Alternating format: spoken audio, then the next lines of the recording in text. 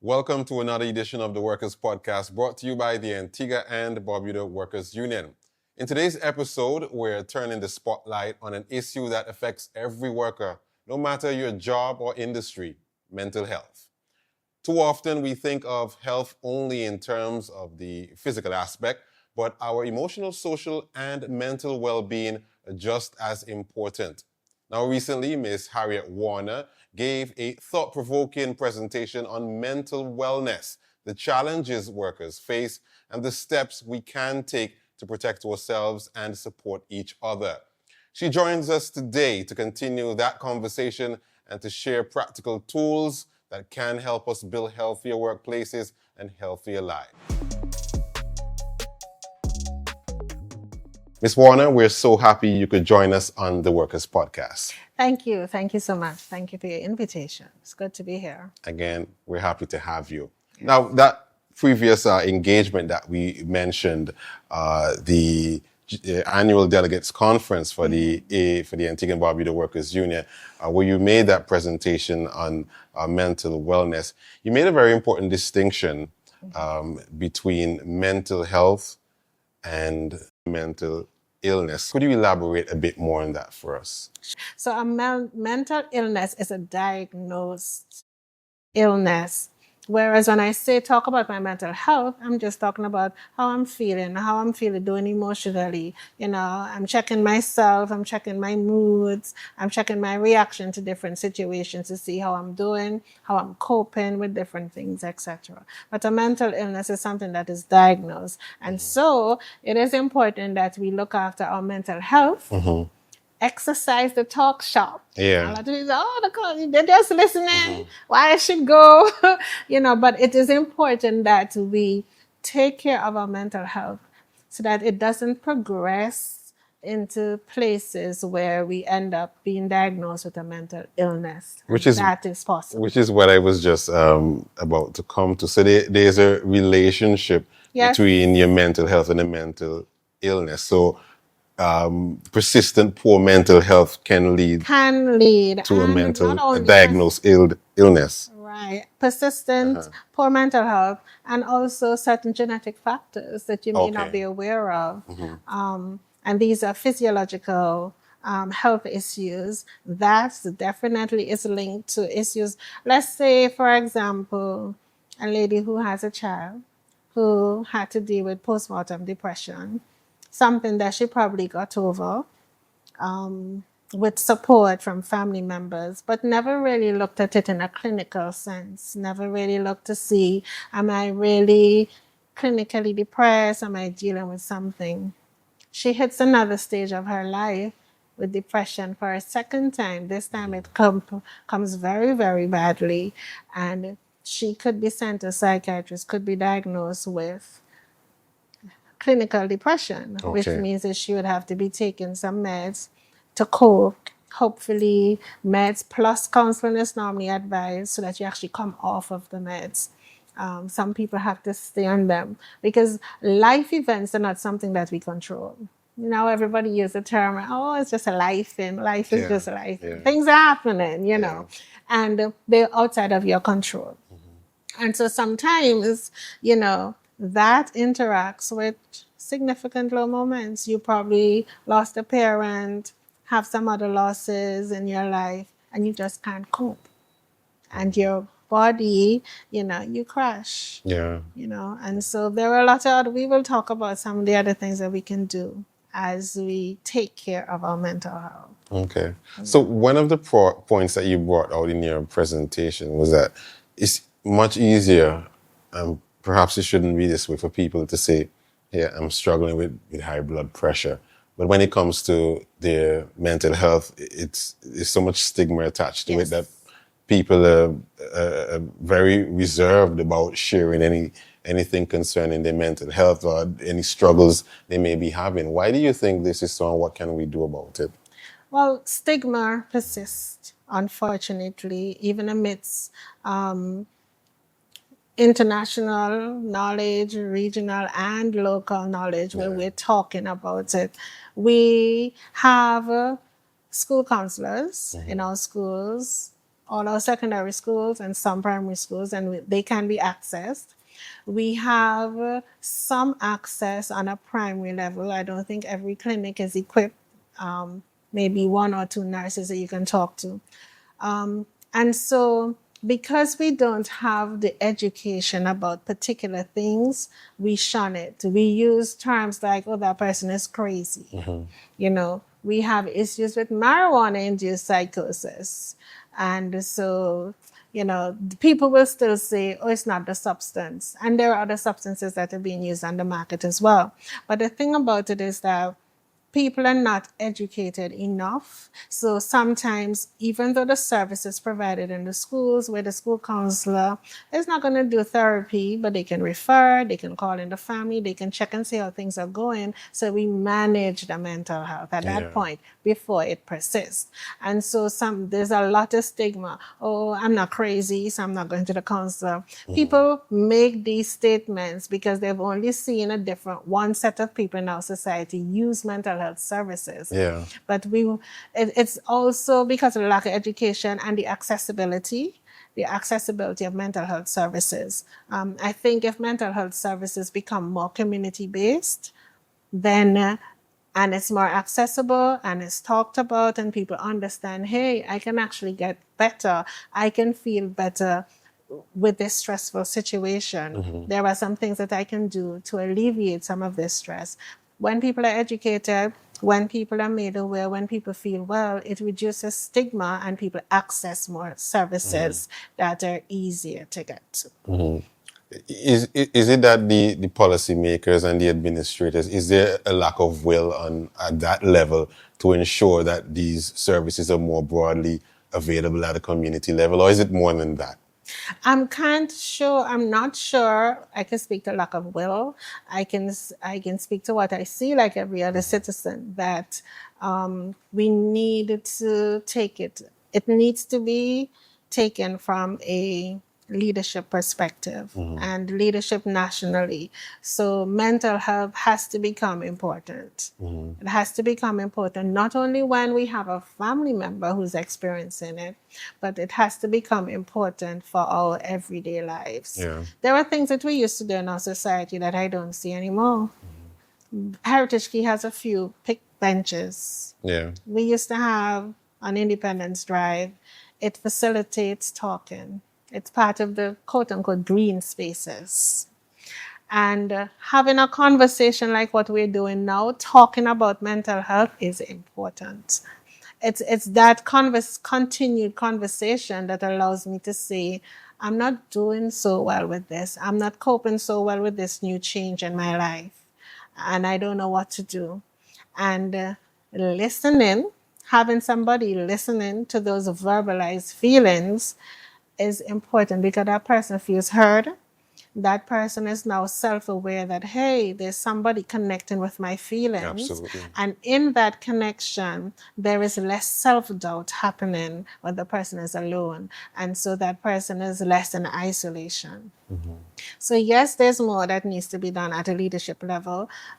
Accessibility of the services, probably provide more scholarships for persons to study in a specialized area like psychiatry and psychology.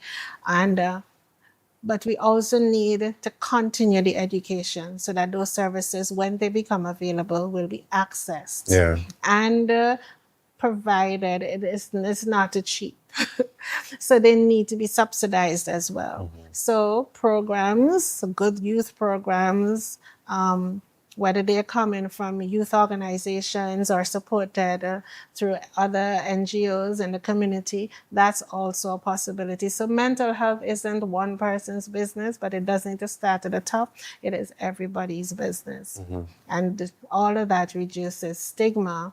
And when the accessibility is there, then people will then choose those services as a positive means, because people are choosing to do the maladaptive, which means that people are choosing to fly off on a tangent with their anger, not understanding that anger can cause a huge conflict, that can cause a fight, that can end up becoming a criminal activity very easily. That's how it starts, And so I hope we don't have to reach the point where economics, finances begins to show that because of these statistics show that because of these type of behaviors leading to these type of crimes, then we need to do something about it. We're working from the back end that way. But what we want to do is to be proactive, have programs that foster healthy emotional and social development so that we would be a healthy, mentally healthy nation. Yeah. I think that's possible. But haven't we seen some progress in terms of the accessibility and the destigmatization, if that's a word, let's say over the past 10 to 20 years, and people more aware and more appreciative and understanding of what mental health is and why it's important to focus on that? Yeah. There has been to a sector of the population. Okay. So I find the younger population, you would find the millennials, people within a certain age group may access services, but you do have to try to convince, other persons of the fact that, it's important for you to seek help in this area, or such and such has happened. Because now, for persons who are a bit older than 50, who are having experiences that they never had before, simply because they've reached another stage of their lives, when they are ready to access services, they don't go as willingly because they still experience some level of stigma. There's nothing wrong with me. Only people who need such type of services, so they stigmatize the type of people who need those services. Or people don't access the services because nobody in my family is like that. So there's a bit of shame. And I don't want to access the services for people to think. So we're still we're community-based, but we're thinking about what people are going to think if we access the services. And so, yes, there's been reduction, but I think a large percentage of that reduction, and this is not statistical data, this is observational fact. Based on those observations and the persons that you receive, even in your practice, those are persons within a certain age group, and they are the ones that are knowledgeable with what's happening around the world, because then the curriculum changes. It's more social emotional learning, and it's life skill based. So our younger population and those persons who are engaged in teaching them, they then experience what's healthy mentally looks like. And so they would tend to access those services because they know they're not functioning well. So other persons will probably choose, maladaptive practices are huge in terms of choosing. I spoke about destructive ones earlier in terms of how we use anger, but then there's the use of alcohol and other substances like marijuana, just to cool myself down because I feel hot-headed now, but there are other practices. Exercise is one of those, and the sport clubs and so on. And, there are lots of more other things that we can do. As I said before, we have our beaches. We have our beaches. They are ours. And by law, we have access to those. Correct, yeah. And the therapy, the stress reduction from just listening to the waves, walking in the sand, an afternoon after work, roll up your pants and just walk for half an hour before you go home. You can think about your day, do some reflective thinking. That's another thing that we can do, and manage how we work. Our lives can't be work. There's a point in which the work cuts off, and we also play. We also take care of ourselves, so all of that is a part of our mental health. And those are some positive management of some of the issues that we face on a daily basis, as opposed to just turn into, whether it's violence or substance or something that would be destructive. Yeah. And I'm glad we segued a bit into the world of work, because we spend a hell of a lot of time at work. At least 8 hours for most of us is spent in a work environment. But at work, we face a lot of stressors. Yes. Sometimes just the work itself, but then there's more than that. is different management styles, managerial styles. It's also conflict with other employees. What can we do to better manage these situations, because they impact on our mental health, right? Right. How can employees, because a lot of our audience are workers, are employees, how can we navigate these situations and ensure that we have more positive mental health outcomes?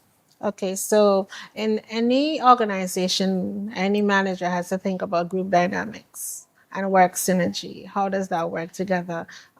There's some persons that you would find work better in certain environments best, or you come to work in a particular area, but you're struggling.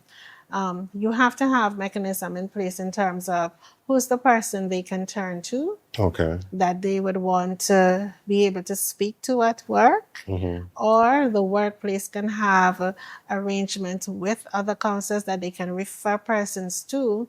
And also you have a referral system, because everybody wants to be referred after a while, but you have to have, it's stipulated nicely as to how does that work. Going back to thinking about group dynamics, there are lots of stuff you can do at the work that makes work a little lighter. Respect of each other go a long way. And it may seem pretty small, but when a person feels respected for what they do, they want to do it more. And so productivity increases because they think that, hey, I'm valuable. I'm needed for this position. I'm able to do this well. And so I tend to feel better about myself.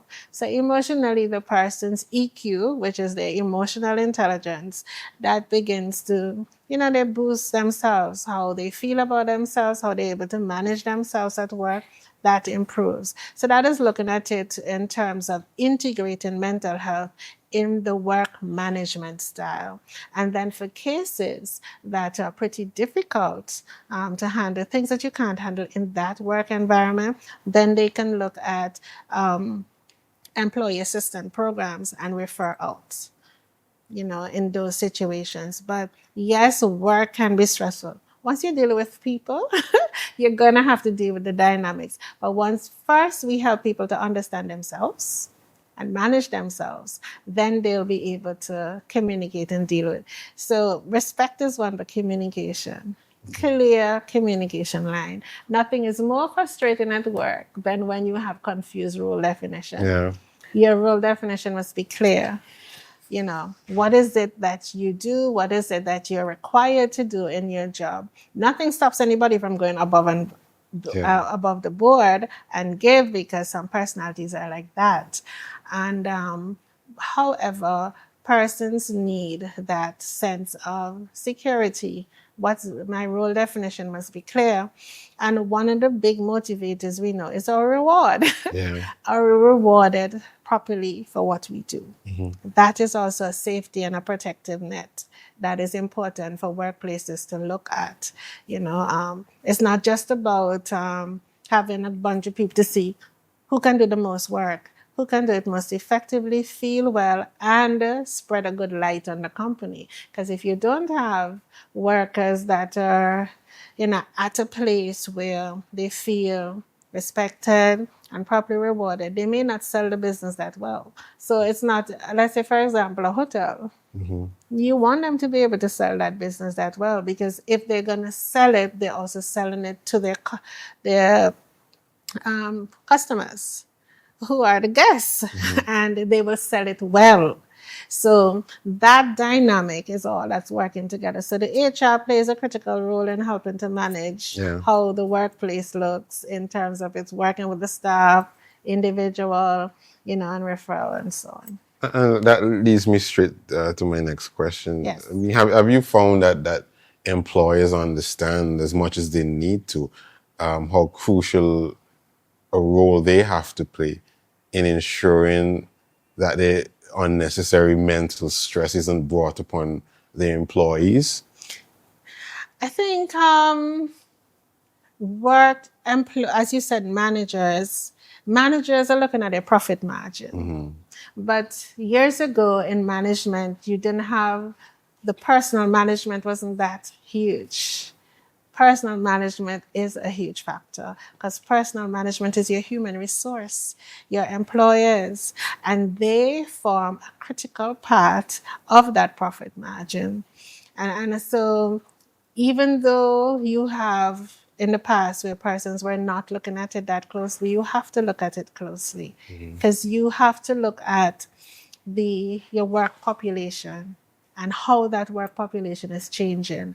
That work population is changing drastically because of the different type of persons that you have. I remember I said in my presentation, I talk about age groups, generational gaps, and the sense of loyalty compared to another sense of loyalty that you have. Where you have high staff turnover is never a good thing for a business.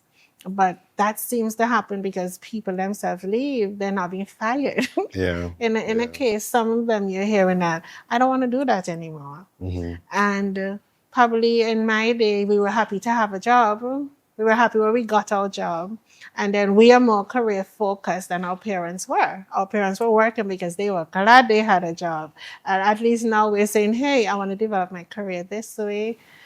A workplace also has to make avenue for upward mobility, because if a person feels stuck, I want to do more, I want to give more, then what are my options? And some persons in workplaces that may be facing challenges, those are some of the factors that they need to begin to think about. What else can I do? Where's my career going, and how do I feel fulfilled as a person? So sometimes, surprisingly, those are some of the factors that could reduce stress. Further education, development on the job, etc. Very important. All right. So, again, many employees find themselves, be it as it may, in these stressful circumstances. Share with us, you touched on it earlier, some practical ways that employees can manage these stressors. Stress is a serious thing. I'm not at all joking about it, but it's a word that's played around with a lot and said a lot, but it is very serious. Managing stress is important, and you use the right word, managing stress, because stress is inevitable. From a counseling perspective, we normally look at two aspects of stress. We normally look at stress, which is the good stress. It gets you up, it gets your adrenaline going, you have deadlines to meet, you have to get somewhere. We know what the morning traffic is like. If you do not leave home at 7 or before, you may make it for 8, right? So there are some of those factors that we can get out of, and they're things that keep us going. The challenge in our workplaces is distress. And that is the thing that we have to look at, how we manage it. One, how much of it we can avoid, how much of it we need to adapt to, and so how can we manage those things that are outside of our control? And so in our workplaces, there are simple things we can do. You speak with the counsel may do some breathing techniques with you, things that you can do at your desk, so that you are able to cope and get through the day. Because on a regular basis, we have our phones. We get lots of messages, emergency things that may be happening, and that could spike our stress level. We may go to work very stressed and not realize. But what happened at work is a trigger for all the other things that we may have been dealing with in our minds. So staying calm is important. When emotion is high and cognition is low, we don't know what we're going to do. So it's important for us to be able to have that balance where our cognition is at a good place, our emotion, because we don't want to avoid our emotions, but we want them to have them at a good balance so we know how we're responding. So in a stressful situation, our response is key. So staying very calm, breathing. How does our daily routine look like? Is it filled with work? It's not a good thing. We have to be able to take breaks. We either exercise in the morning or the evening. We have to do something other than what we're doing. Even when you're in the gym, you don't work the same muscles for 5 days. Yes, exactly. You're working legs, you're working abs, you're working upper body, lower body.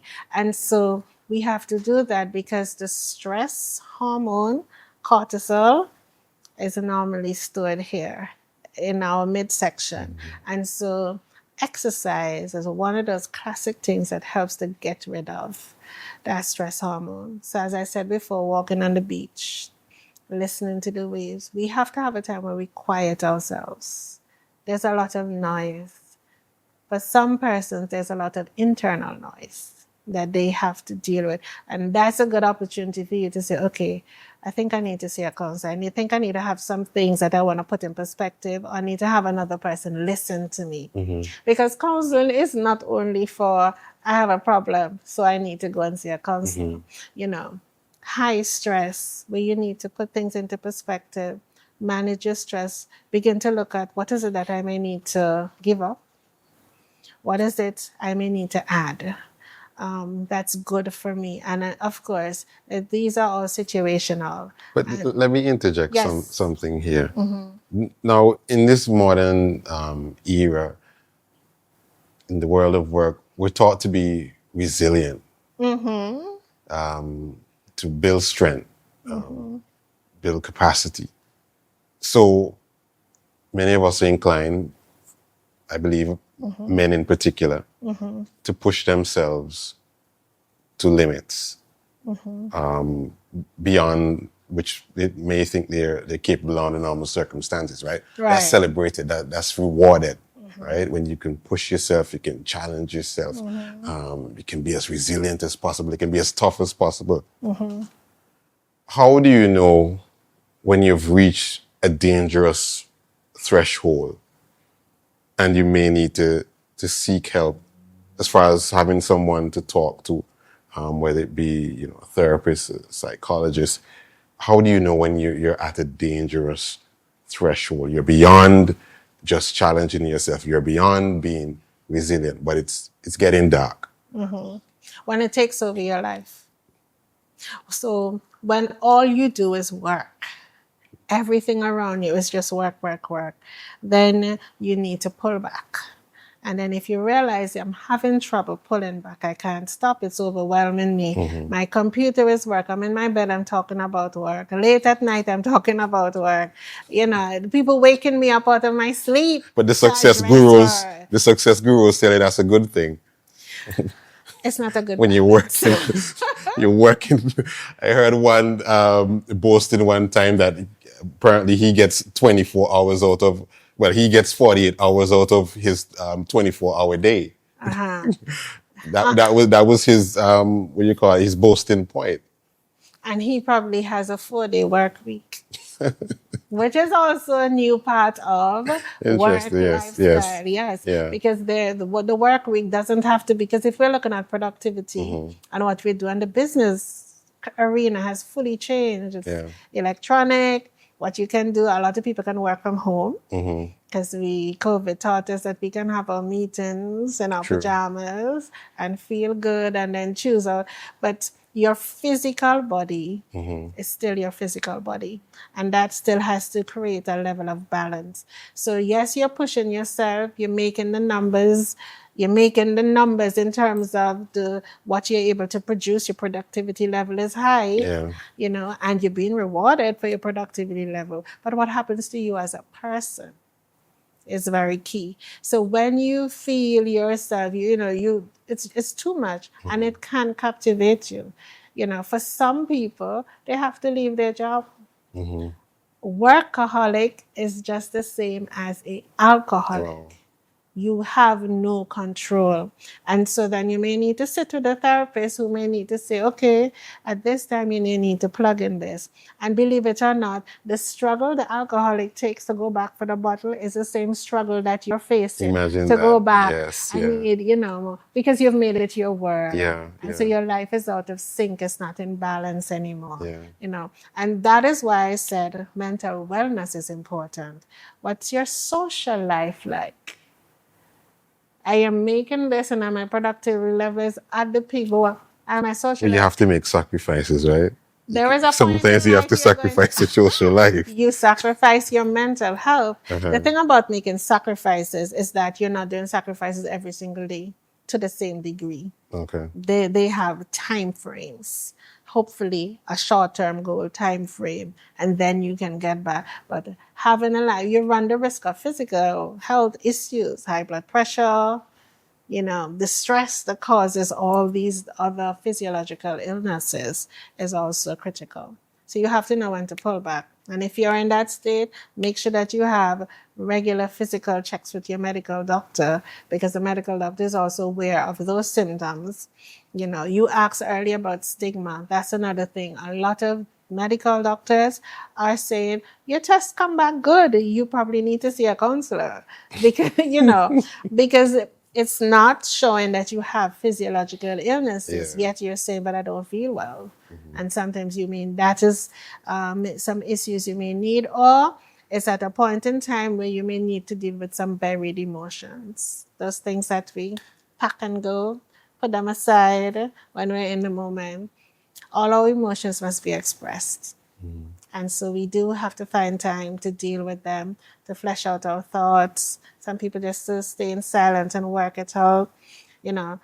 Trust is a big issue. And sometimes in this world, as we love social media, we don't communicate as much as we think we do. That's one of the things I've observed. And so we keep a lot of things bottled up inside. And there are a lot of people who have isolated themselves in this social media world. It's really virtual reality because it's not real. And then you have to live in this real world. But we can only do that for so long. So even those persons, the isolation. When I spoke earlier about emotional intelligence, being self-aware, you can do your emotional intelligence test and realize that, hey, yeah, I'm managing myself well, but my social life is really down. Do I connect with family? Do I connect with friends? We live in community and exist within communities. I sense a lot of people is struggling with that. Because Building deep, meaningful relationships, because they are so attached to I and will and all the wonderful thoughts and everything that comes out on Instagram, So what tips can you give us to help build these strong, deep, meaningful connections? I think we have lost something in our society. You see, sometimes what we do, we throw the baby out with the bathwater. We're supposed to throw out the bathwater. The substance remains. And one of the substances that is left us is our faith communities. That's one of the places we used to find community. And so, yes, I'm not saying that those communities are all perfect. Nothing is perfect in the world. But it was a place to connect with real people. And I think in some ways, sometimes we have to reestablish that in our faith communities to connect with that. And it's not enough to connect with your faith alone online. You still need a sense of community because, everybody hurt me, so I'm just going to cut off everybody. That's what you hear a lot. I don't trust anymore. Yeah. I've been hurt in these different areas. Yeah. And there are also other groups but you have to be able to connect with the community somewhere, whether it's faith-based, whether it's another group organization. There are a lot of them out there, but you can find meaningful connections in those places as well. Great. Let's slide over to another issue. Yes. Shift work. I've always heard that persons who work shift, they tend to have the greatest struggles, not just mental, not just physically, their physical health, but also I'm understanding with their mental health and ensuring good stability there. What can these workers do? We know folks involved in the hotel industry, they work on a shift system and may be exposed to these situations, maybe more susceptible to and vulnerable to mental health issues, possibly.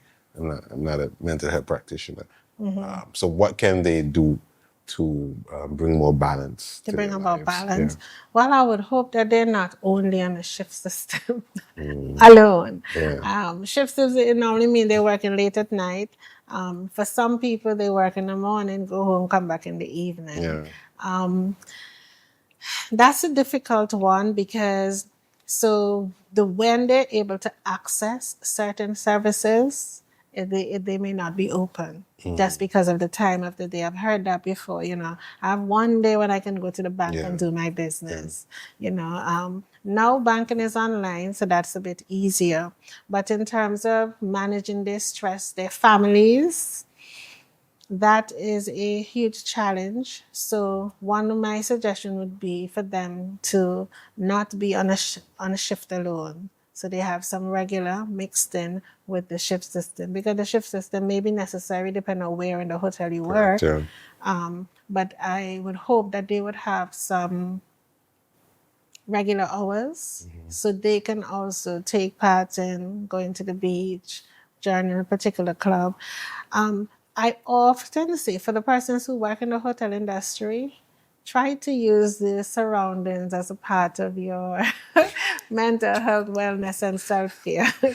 Some persons have access to the view, Yeah. the beach, depending on where they You are know, I have working. thought about that on occasions when, for example, our union would have visited our members at the hotel and say, man, this is such a serene environment. I would love to work here every day. But I imagine also that when you work in the environment every day and you see it every day, it just becomes a part of a plain landscape. And I guess there are other things about the environment that would stand out to you, and maybe not in such a positive way. Right. So the appreciation we may have as outsiders for the environment may be different. But they can take 5 minutes just to inhale and to breathe and to calm down. Because the beach is the beach, right?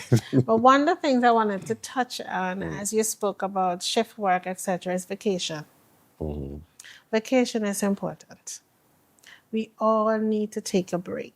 And whether your work is shift work or not, and plan your vacation. Even though you're staying in Antigua, you're not going anywhere. Those tour buses, you've probably never been on them. You probably get up and work every day and don't go to the interpretation center. You don't go up to Shirley Hike, or you don't go hiking. I mean, when you go hiking, it's quite a different thing when you see the view. Yeah. And those things, it's exercise, and you're taking in something beautiful, and it could really de-stress you.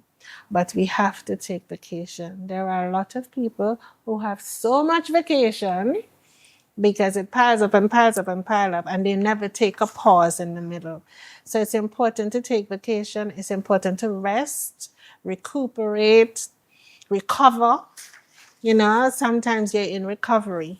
I sometimes say that because I'm in the school system, because we work with the momentum of the school system. It's going, the term is going, independence is coming, and you're working with that, and that tends to impact how you plan, how you teach, how you're working with students in a constant environment. And so at a certain point, it takes you up and over, and you need a break. Yeah. You need a break. So when we're talking about people with shift work, people in any workplace, self-care is important. What we do for self-care mentally, what we do for self-care emotionally, socially, we can read. Those are things that help to shift our focus. There's art therapy, drawing, and so on that you can do. But they have to find ways when they have the time off to take care of themselves very well, because they're pushing their bodies to extras. Okay, great. Now, as we wind things down, if a worker feels overwhelmed but afraid of judgment, what are some of the first steps that worker should take? Speak to your HR. If you don't think that you can, speak to a doctor and have that doctor ask a doctor for a referral. So if you don't want your business in your workplace, speak to outside sources and have that referral. And one of my closing statements is, it's not weakness to ask for help.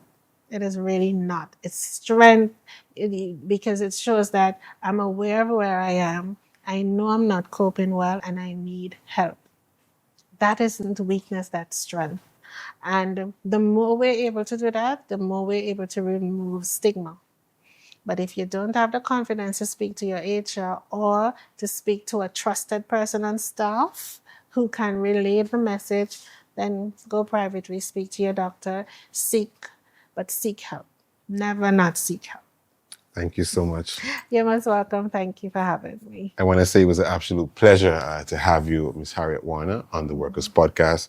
And I will ask you at this time to accept an invitation for a future appearance again on the Workers Podcast. No problem. And I want persons in this month, this our mental health month worldwide, to talk about it, have the conversation, and check yourself. See where you are, see where your needs are. Thank you again. You're most welcome. Viewers, listeners, you've been watching another edition of the Workers Podcast. I'm Anderson Edgel. Don't forget to join us again next time.